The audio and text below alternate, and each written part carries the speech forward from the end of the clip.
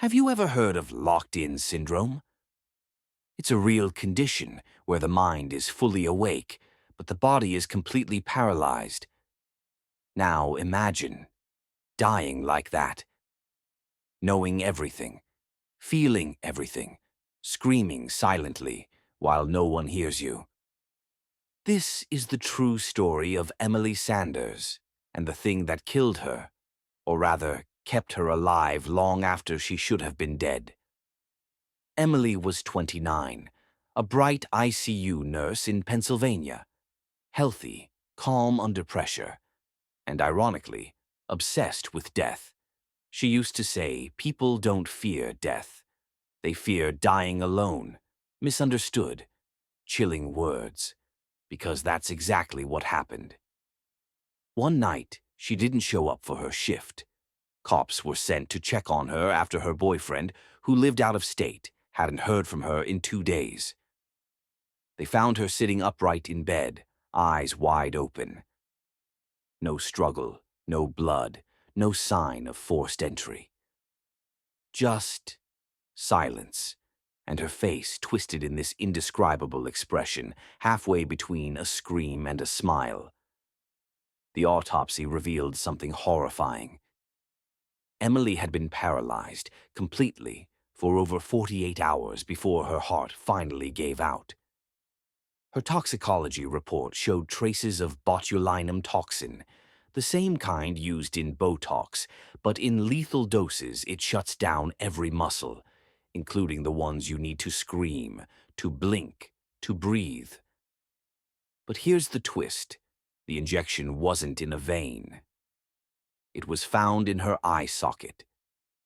Someone had paralyzed her from the inside, left her trapped in her body, awake, suffocating in silence for 2 whole days.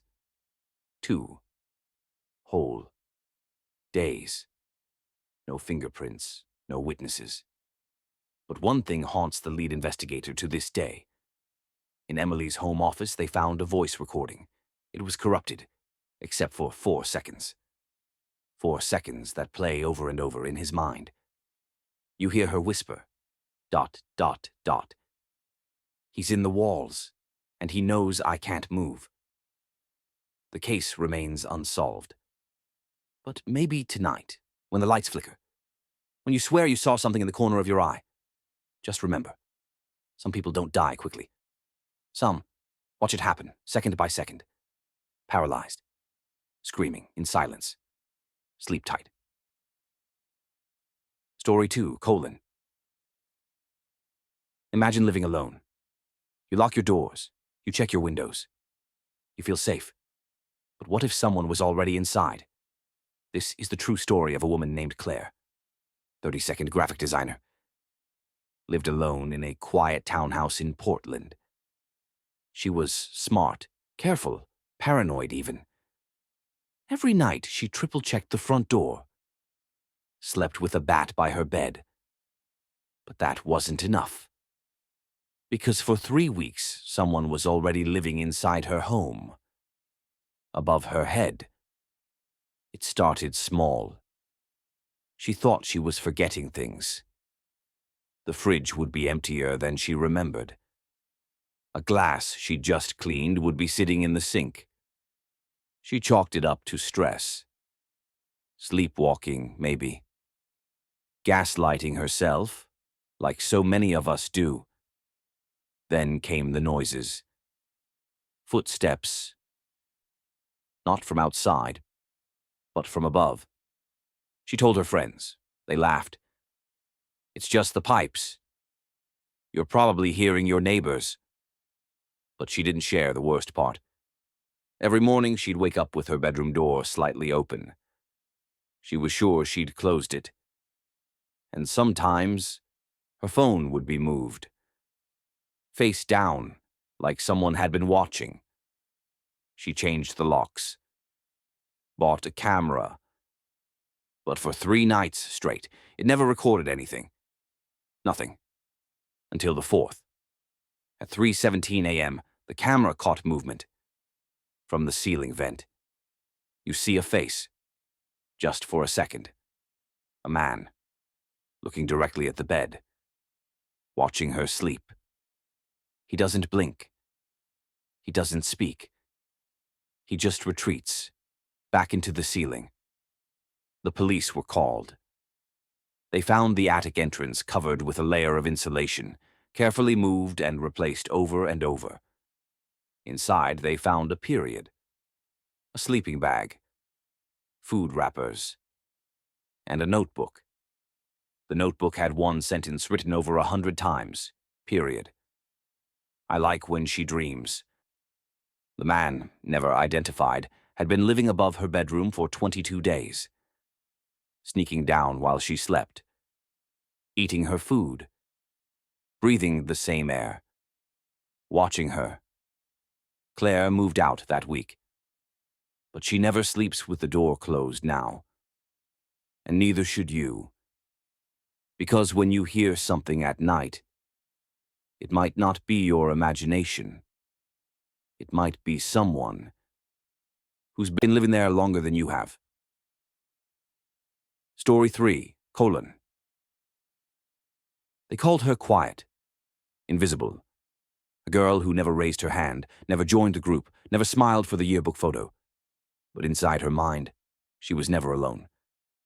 His name was Jonah. She said he'd been with her since she was 7. He whispered to her when the world got too loud, told her who to avoid, who to trust, and eventually, who to kill. Her name was Emily, 17, top of her English class. Nobody suspected a thing, until one morning her mother never showed up for work. Her body was found in the bathtub. No sign of forced entry. No defensive wounds. Just a single note in red ink taped to the mirror. Dot. She tried to silence me. She won't try again. The police questioned Emily. She was calm. Too calm. She said she found her mom like that. That someone must have broken in. But the diary told a different story. Dozens of entries. Pages and pages of conversations with Jonah. The most disturbing part? His handwriting was different from hers. It was deeper, more angular, more violent. And it wasn't just the diary. Police found sticky notes around the house, on the fridge, inside textbooks, even on the back of her phone. Don't forget what she did. You're not crazy, I'm real. Tonight, she leaves us. At first, they assumed she wrote them all. Until one officer reviewed the bedroom footage. The camera, hidden by the mom to monitor Emily's mental state, recorded someone writing a note at 3:09 a.m. But Emily was asleep. The arm that reached across the desk wasn't hers. The footage corrupted right after. Just static. And one frame, blurry, glitched, where you can almost see a face. Smiling. They sent her to a facility. Diagnosed her with a rare dissociative condition. But the killings didn't stop. 2 months later, her nurse was found dead. Same red ink. Same message. Period. She heard me. Now she's quiet, too. And here's where the story fractures reality. When police examined the ink, it wasn't ink. It was blood. Not the nurse's, not Emily's. Type A, B negative, a rare type. Not found in the facility. To this day, Emily claims she's innocent. It wasn't me, she says. It was Jonah. And now he doesn't go away when I close my eyes. Now, he talks when I'm awake. She was never really alone. And now neither are we. Story 4. They say your brain protects you from the truth. But what happens when the truth is your brain turning against you? Mark was 32, a software developer. Lived alone. Worked from home. Nothing out of the ordinary. Until the ordinary started unraveling. First, it was little things. His fridge door was always slightly open. Drawers he'd never used, now filled with receipts and candy wrappers he didn't remember buying. He brushed it off. Sleep deprivation, probably. He'd been working long hours. Burnout. That's all. But then the dreams started. Not normal dreams.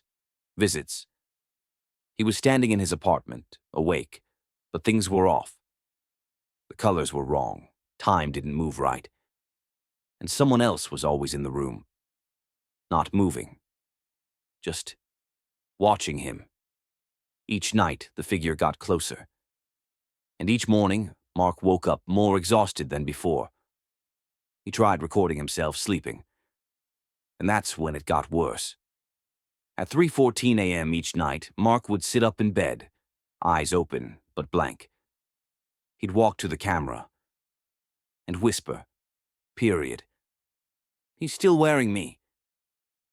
I want to come back." The voice wasn't quite his. It was deeper, slower, slightly distorted, like it was passing through layers. And one night, after reviewing the footage, he noticed something in the reflection behind him. A second shadow, standing directly behind him, unmoving, even though he was alone in the room. He emailed the footage to a sleep specialist. She said it was clever editing. He told her it was real. She never responded.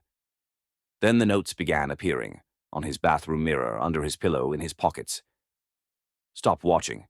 You'll break the illusion. Sleep isn't rest. It's surrender. You are the host." He called a therapist. She ran tests, asked about hallucinations, trauma, dissociative episodes. But the tests came back normal. Too normal. She said something chilling. "The brain's trying to protect you. Whatever this is, you're not ready to understand it." And that's when he remembered something from childhood. When he was 9, Mark would sometimes sleepwalk. He once woke up outside, barefoot, holding his father's wallet. No one ever figured out how he got out of the locked house. And one night, he'd whispered something to his mom in his sleep. "Mark's asleep. I'm Echo." She never brought it up again. She thought it was just a dream. But it wasn't. Echo had been there all along. Watching. Waiting. Growing. The more Mark tried to resist sleep, the stronger Echo became. And one night, Mark didn't wake up. The footage showed his body rise at 3:14 a.m. as usual. But this time he didn't return to bed. He stood at the mirror for 2 hours, repeating one phrase, period. "I am the memory now. He is the glitch." The next morning, Mark didn't show up for work. Didn't respond to calls.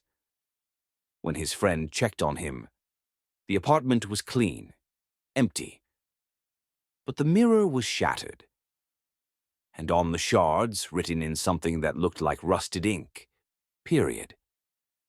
"I live better in this skin than he ever did." No one's seen him since. But every now and then, someone reports a man staring at them in their dreams. A man with Mark's face, smiling too wide, wearing clothes they recognize from someone they've never met. The psychologist who treated Mark received one final voicemail before going missing herself. "He's not a symptom. He's a system. We don't hear Echo. We become him. So if you're waking up tired, if you're hearing voices when no one's around, if you've been losing time, ask yourself one question. Are you dreaming, or are you the dream?"